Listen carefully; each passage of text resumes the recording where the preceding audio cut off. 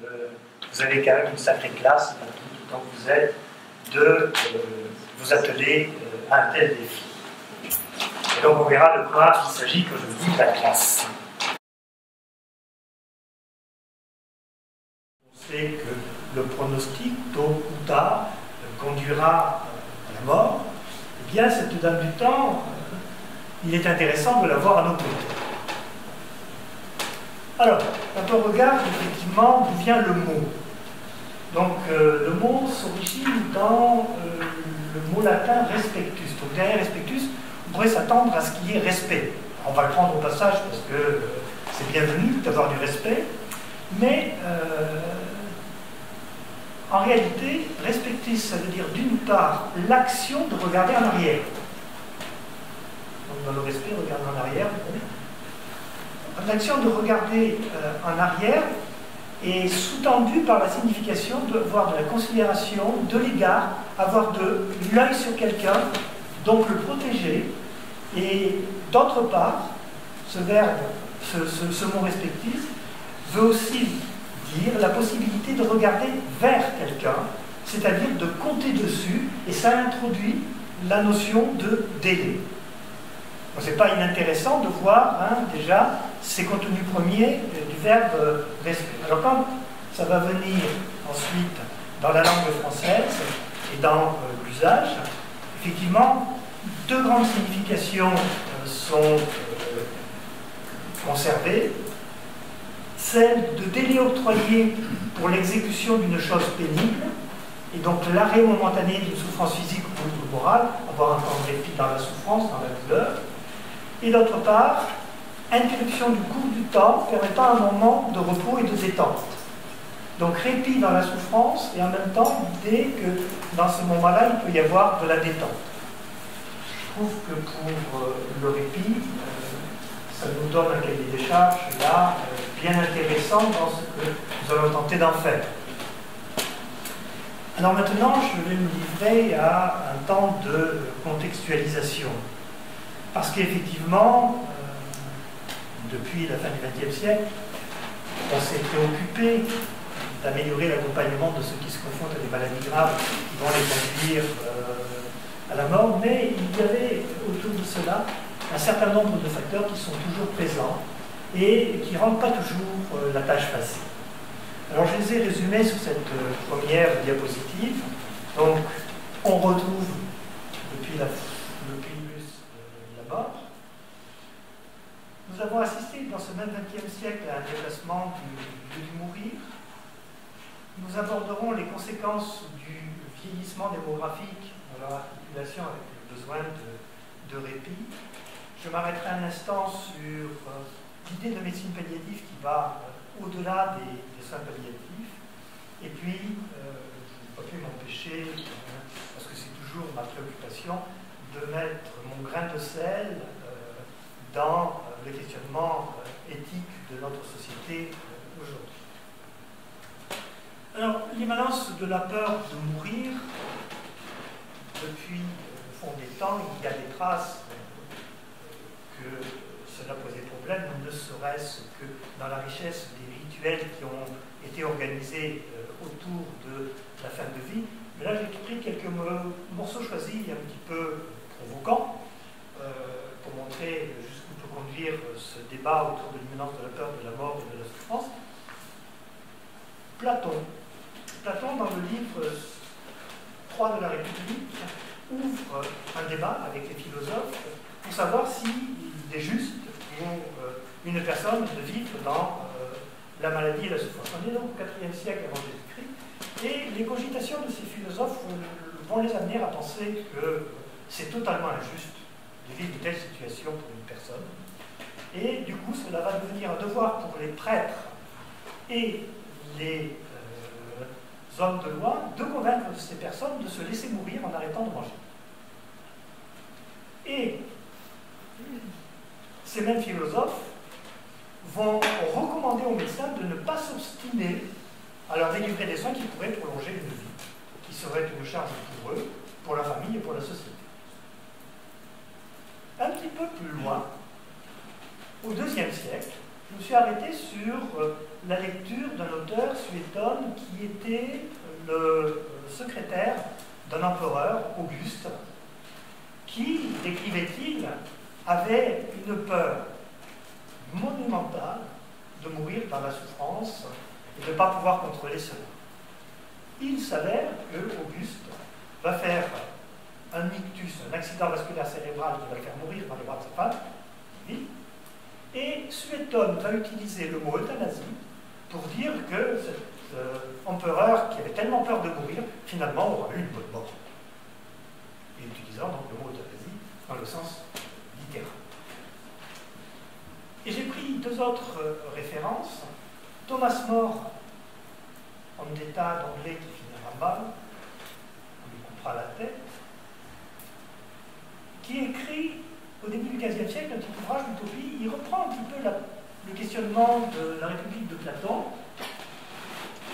Et on voit que déjà dans cette réflexion, il va plus loin parce que dans l'utopie, quand il s'agit de savoir ce que doit faire une bonne république utopique, de ceux dont la vie devient une charge pour eux-mêmes, pour la famille, pour la société, c'est des situations qui sont vraiment une charge, une souffrance qui devient exponentielle pour ceux qui sont autour de lui, et que là aussi, il conviendrait que ces gens se laissent mourir en acceptant de se faire endormir. En acceptant de se faire endormir, déjà voilà que au côté d'une bonne mort, on va accrocher l'histoire de dormir et on va se la freiner ensuite dans le reste du temps. Et quant à Francis Bacon, il écrit à peu près à la même époque, dans la même période, un ouvrage dans lequel il stigmatise le comportement des médecins anglais qui ne se préoccupent pas assez de la douleur des patients, notamment quand leur fin de vie approche. Et il édicte dans ce pamphlet, qui est bien remonté contre les médecins, l'idée que ça devrait être un de leurs devoirs que de conduire leurs patients à l'euthanasie, mais toujours dans le sens littéral du terme. Voilà quelques exemples pour dire qu'aujourd'hui, la question de la fin de vie continue à soulever dans ce domaine des questionnements, et ces questionnements, pour moi, font lien avec la nécessité de fournir une vraie vie dans ces moments de souffrance. La médicalisation de la mort. Effectivement, les progrès de la médecine, notamment de la réanimation, vont être tels que, d'une part, une des parties des personnes qui autrefois mouraient parce que nous n'avions pas encore les performances qu'atteint progressivement dès les années 40 de la réanimation qui s'en allait de mieux en mieux. Donc on va se retrouver avec des personnes qui jusque-là mouraient, qui vont vivre, et qui vont vivre parfois avec des séquelles lourdes, notamment la réanimation des traumatisés crâniens, va produire ce type de situation. Et en contrepoint de ça, les techniques chirurgicales, les progrès de la réanimation vont donner aux médecins l'idée qu'on est capable de faire des transplantations d'organes. Mais il y a juste un souci, c'est que pour transplanter un organe, il faut quelque part maintenir un certain nombre de fonctions vitales. Les premiers qui sont prêts à faire cela, c'est les Américains.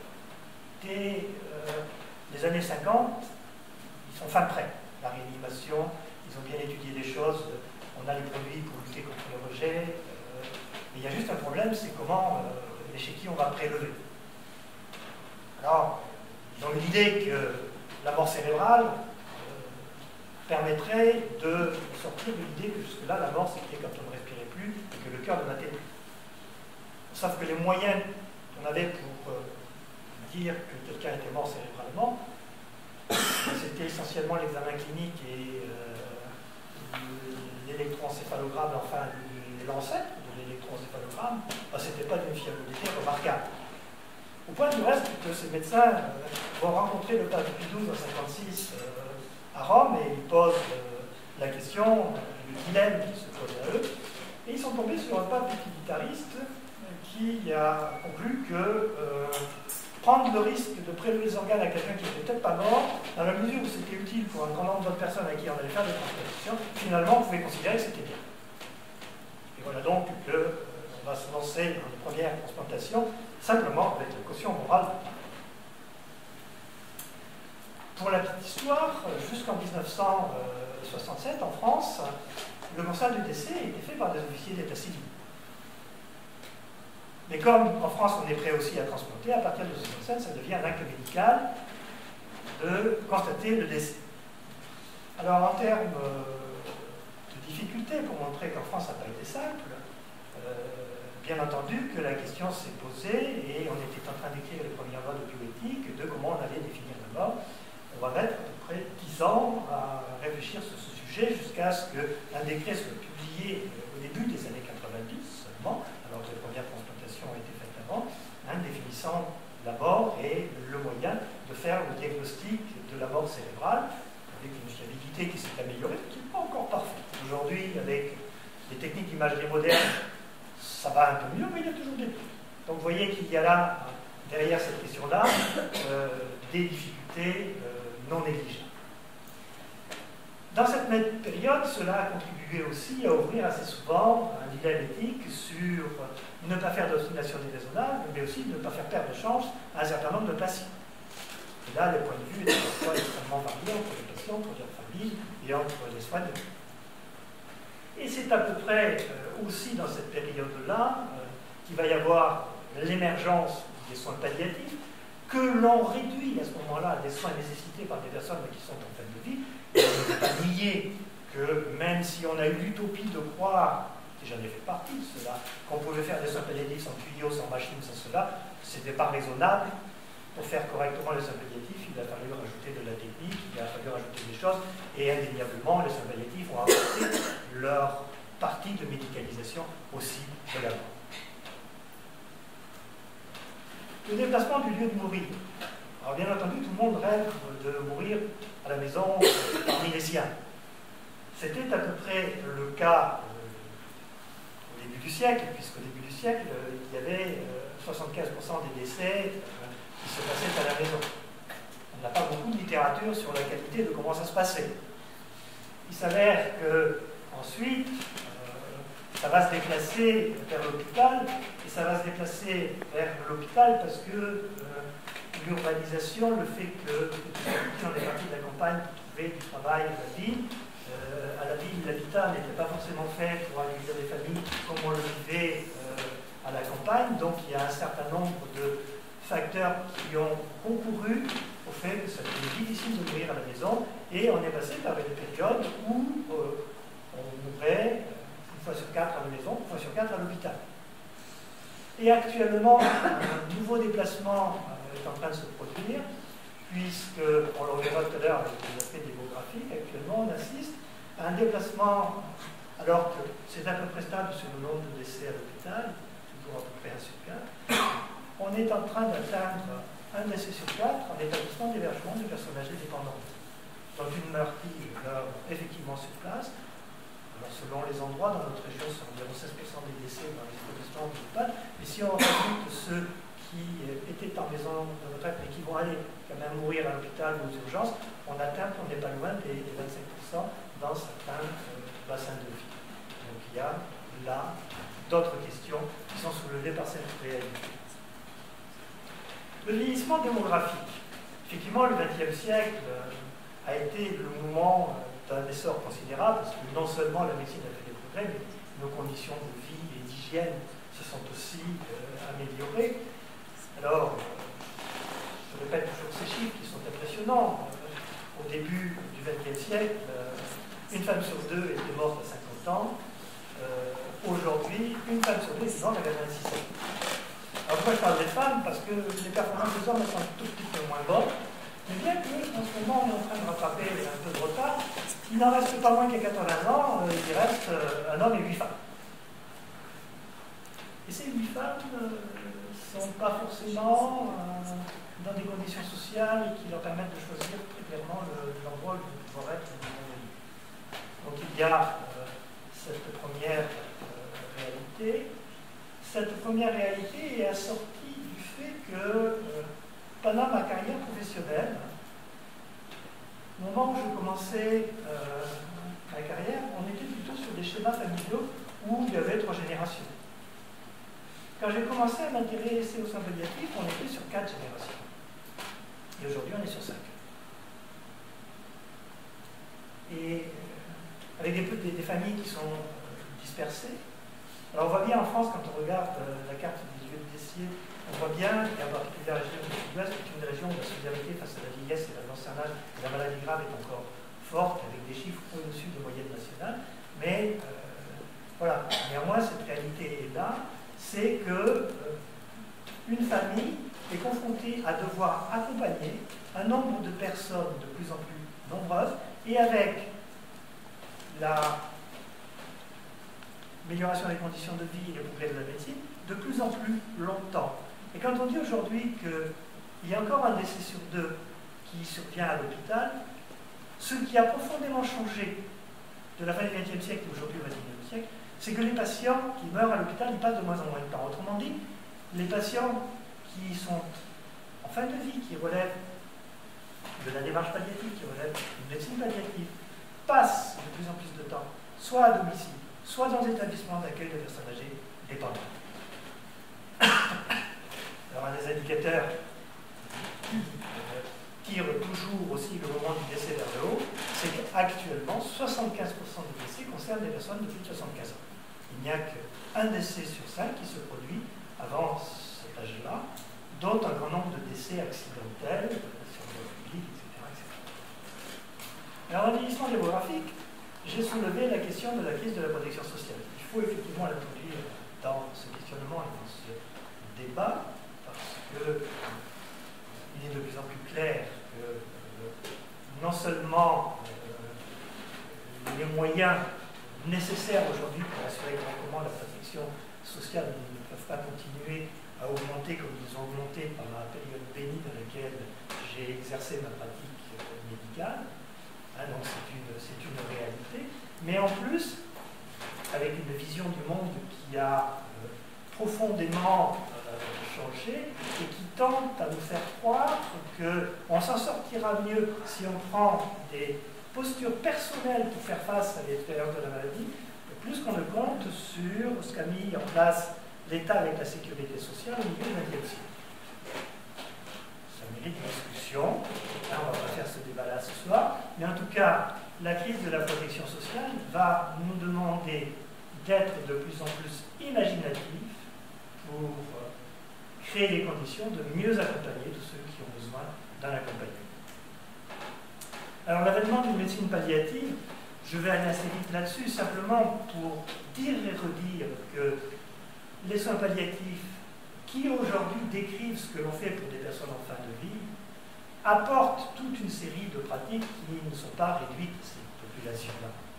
La réalité aujourd'hui, c'est qu'il y a de plus en plus, je l'ai déjà dit, de patients qui vont être confrontés à des processus de santé qui relèvent de la démarche palliative. Alors, dans un premier temps, on a parlé de démarche palliative pour les personnes âgées, de démarche palliative pour les personnes qui ont des maladies neurologiques dégénératives.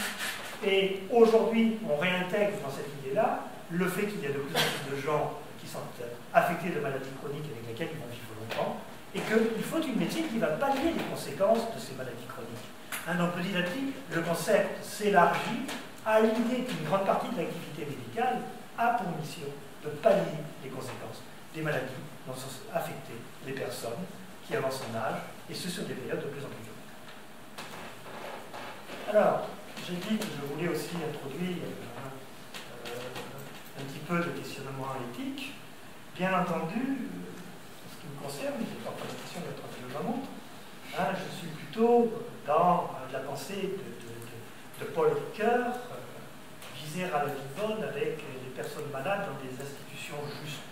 Autrement dit, ça me fait défi à moi en permanence de m'interroger sur ma vision des biens, d'être respectueux de la personne et de tous ses attributs, et de faire en sorte que les institutions soient le plus adaptées possible aux problèmes qu'on rencontre.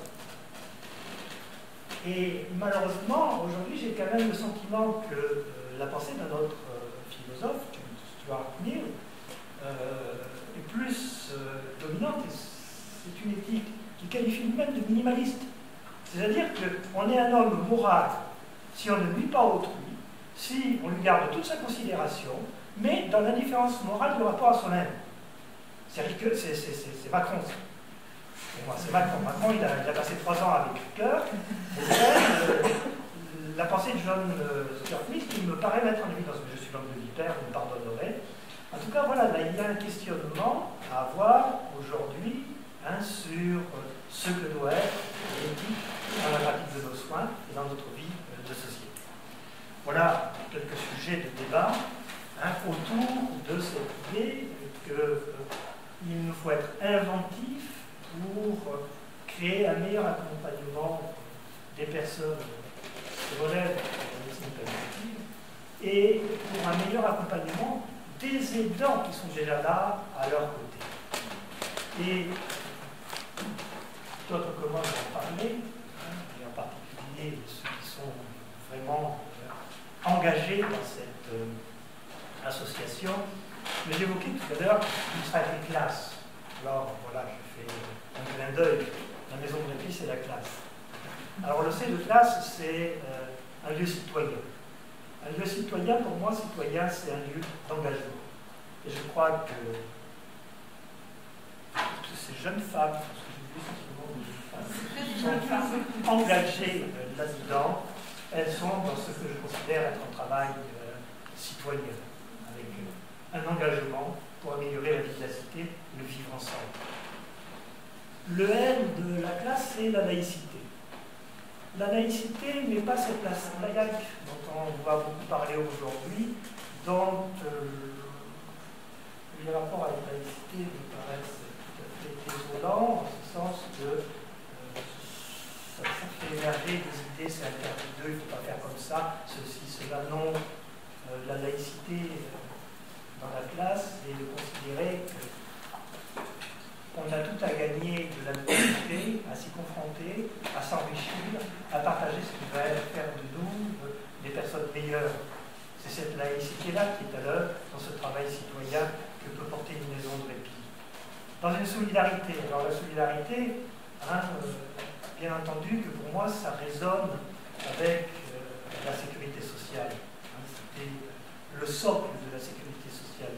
La solidarité entre l'ensemble des citoyens d'une communauté.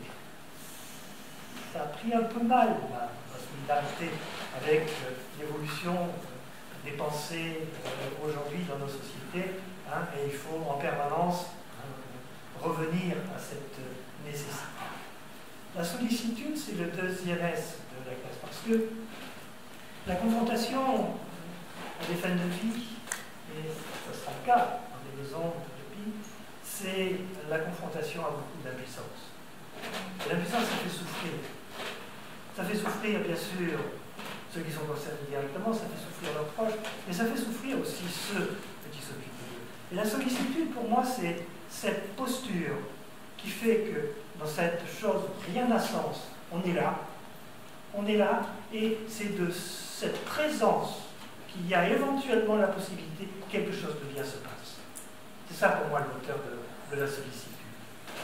Et puis le E de classe, j'ai longtemps hésité, et puis finalement j'ai gardé l'idée d'égayer la vie des personnes malades et de leur aidant naturel, de leur donner un moment de détente.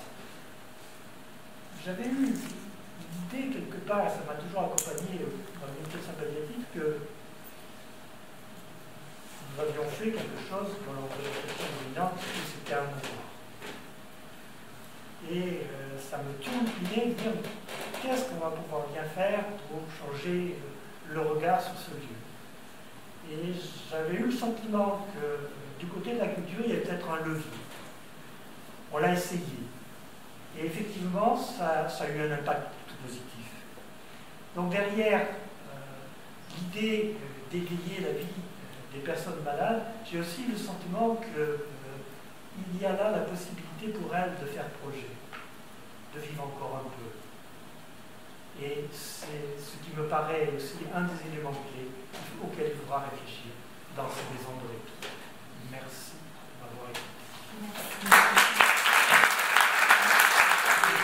Le groupe, c'est la première fois que véritablement je sens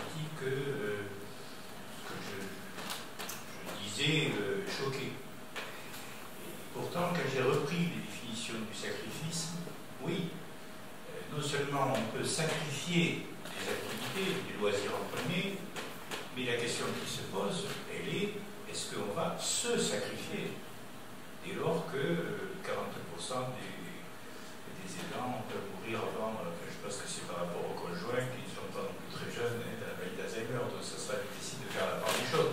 Mais on sait aussi qu'il y a une décompensation des maladies d'ordre neuropsychique et des maladies somatiques, avant même, si vous voulez, d'aller jusqu'à se sacrifier. Les définitions du dictionnaire, j'ai repris les diverses définitions jusque dans le GAFIO pour jouer un petit peu les Thierry Marmé. Et effectivement, dans le GAFIO, la définition du sacrifice, elle est purement religieuse et rituelle.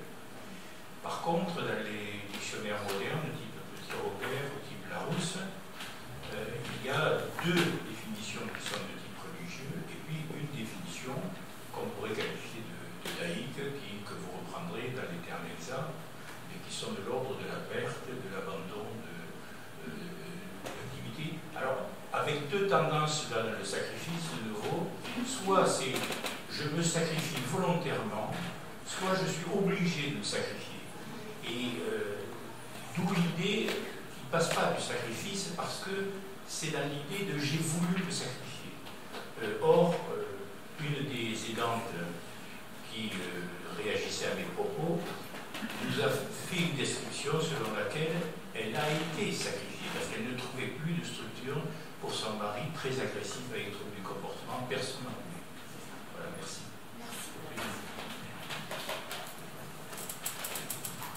On va continuer dans la réflexion. Merci. Dont on va beaucoup parler aujourd'hui, dont les rapports à la laïcité me paraissent tout à fait désolants, en ce sens que ça fait émerger des idées, c'est interdit d'eux, il ne faut pas faire comme ça, ceci, cela, non. La laïcité dans la classe et de considérer qu'on a tout à gagner de la laïcité, à s'y confronter, à s'enrichir, à partager ce qui va faire de nous des personnes meilleures. C'est cette laïcité-là qui est à l'œuvre dans ce travail citoyen que peut porter une maison de répit. Dans une solidarité. Alors la solidarité, bien entendu que pour moi ça résonne avec la sécurité sociale. C'était le socle de la sécurité sociale. La solidarité entre l'ensemble des citoyens d'une communauté. Ça a pris un peu mal, la solidarité, avec l'évolution des pensées aujourd'hui dans nos sociétés, et il faut en permanence revenir à cette nécessité. La sollicitude, c'est le deuxième S de la classe, parce que la confrontation à des fins de vie, et ce sera le cas dans les maisons de répit, c'est la confrontation à beaucoup d'impuissance. L'impuissance, ça fait souffrir. Ça fait souffrir, bien sûr, ceux qui sont concernés directement, ça fait souffrir leurs proches, mais ça fait souffrir aussi ceux qui s'occupent d'eux. Et la sollicitude, pour moi, c'est cette posture qui fait que dans cette chose, rien n'a sens. On est là, et c'est de cette présence qu'il y a éventuellement la possibilité que quelque chose de bien se passe. C'est ça pour moi le moteur de la sollicitude. Et puis le E de classe, j'ai longtemps hésité, et finalement j'ai gardé l'idée d'égayer la vie des personnes malades et de leur aidant naturel, de leur donner un moment de détente. J'avais eu l'idée quelque part, ça m'a toujours accompagné dans les médecins palliatifs, que nous avions fait quelque chose dans l'organisation dominante, c'était un mouvement. Et ça me turlupinait de dire qu'est-ce qu'on va pouvoir bien faire pour changer le regard sur ce lieu. Et j'avais eu le sentiment que du côté de la culture, il y avait peut-être un levier. On l'a essayé. Et effectivement, ça a eu un impact positif. Donc derrière l'idée d'égayer la vie des personnes malades, j'ai aussi le sentiment qu'il y a là la possibilité pour elles de faire projet, de vivre encore un peu.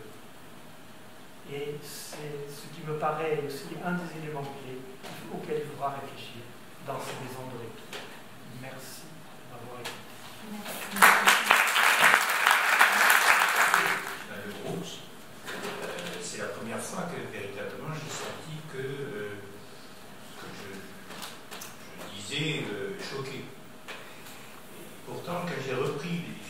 du sacrifice, oui, non seulement on peut sacrifier des activités, des loisirs en premier, mais la question qui se pose, elle est, est-ce qu'on va se sacrifier dès lors que 40% des aidants peuvent mourir avant, je pense que c'est par rapport aux conjoints qui sont pas non plus très jeunes, dans la maladie d'Alzheimer, donc ça sera difficile de faire la part des choses.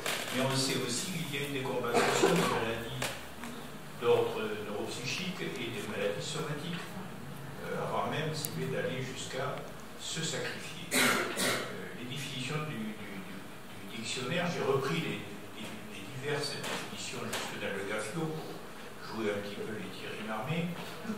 Et effectivement, dans le GAFIO, la définition du sacrifice, elle est purement religieuse et rituelle. Par contre, dans les dictionnaires modernes, type Petit Robert ou type Larousse, il y a deux définitions qui sont de type religieux et puis une définition qu'on pourrait qualifier de laïque, que vous reprendrez dans les termes exacts, et qui sont de l'ordre de la perte, de l'abandon de l'activité. Alors, avec deux tendances dans le sacrifice de nouveau, soit c'est je me sacrifie volontairement, soit je suis obligé de me sacrifier. Et d'où l'idée qui ne passe pas du sacrifice, parce que c'est dans l'idée de j'ai voulu me sacrifier. Or, une des aidantes qui réagissait à mes propos nous a fait une description selon laquelle elle a été sacrifiée, parce qu'elle ne trouvait plus de structure pour son mari très agressif avec trouble du comportement personnel. Voilà, merci.